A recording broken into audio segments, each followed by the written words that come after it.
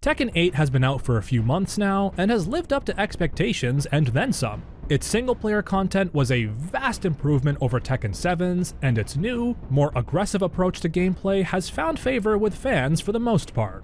It also still has its fair share of classic evil, as Kazuya Mishima ramps up his plan with attempted genocide, wiping out the nations of whoever loses in his martial arts tournament, as one does. Only Jin Kazama can stop him, though his record isn't exactly clean either, nor is that of some other Tekken characters.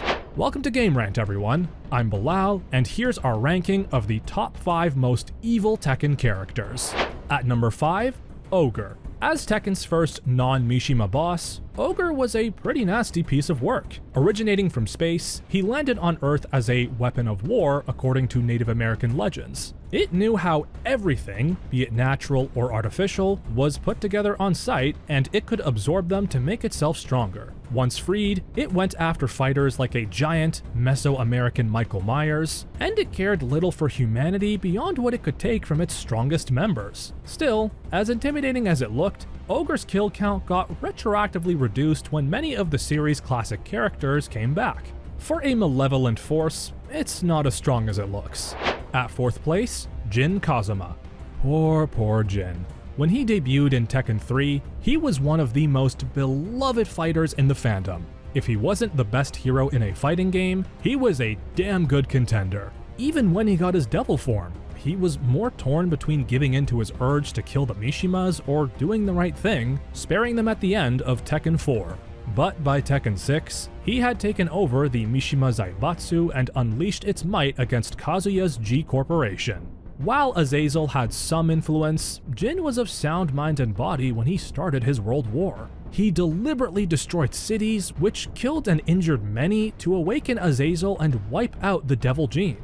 Needless to say, it didn't work.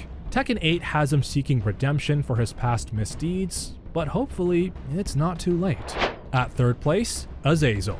Azazil rarely appears on anyone's favorite Tekken boss list. It was as difficult as Jinpachi and had some ogre-like moves, but little build-up beyond being the big bad boss players had to smash in Tekken 6. Nonetheless, it's still an intimidating force that's manipulated events behind the scenes. Thousands of years ago, it used to terrorize humanity until it was beaten by Zafina's ancestors and sealed in a tomb. However, it was foretold that it would break free when 2 dark stars met in battle. Azazil's spirit found one of those dark stars in Jin and convinced him it was the source of his devil gene. It insinuated that if there was enough chaos, it could break free and face Jin in battle. Azazil thought this would be his ticket to freedom. Instead, he would be destroyed by Jin and reduced to a spirit form held in Zafina's arm, but it still threatens to overwhelm her, come back, and seek vengeance.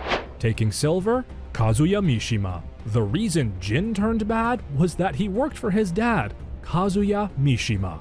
The original Tekken set him up as the traditional hero fighting his evil dad, only to reveal at the end that the apple didn't fall far from the tree. He also inherited his dad's ambitious nature and his mom's devil gene. Though Heihachi came back and tossed him into a volcano, he was revived by the rival G Corporation. He'd run the company against the Zaibatsu, plotting his schemes to control the world with little care for who gets hurt in his path. If he was willing to kill a relative he liked in Grandpa Jinpachi, he only had the worst intentions for the rest of his family. And the worst of them all? Heihachi Mishima. Heihachi Mishima wasn't an all-powerful demon, though this didn't stop him from trying to use the supernatural for his own ends. His ambition to hold the world in his hand led him to lock his father away and take the Zaibatsu for himself. He then killed his wife, albeit in self-defense, and threw his son Kazuya off a cliff to test his strength. Decades later, he'd use his grandson Jin in a plot to control Ogre, then shoot him down when he outlived his usefulness. All this did was reveal Jin's devil form and herald the return of Kazuya. After that, his attempts to siphon Jin's devil power, retake the Zaibatsu, and kill Kazuya with Dr. Abel's orbital laser seemed like small fry. It takes a special person to outdo 2 literal devils and a demon. Maybe Heihachi's hair horns weren't just for show. And those are our rankings of the top 5 most evil Tekken characters. We'll see you next time.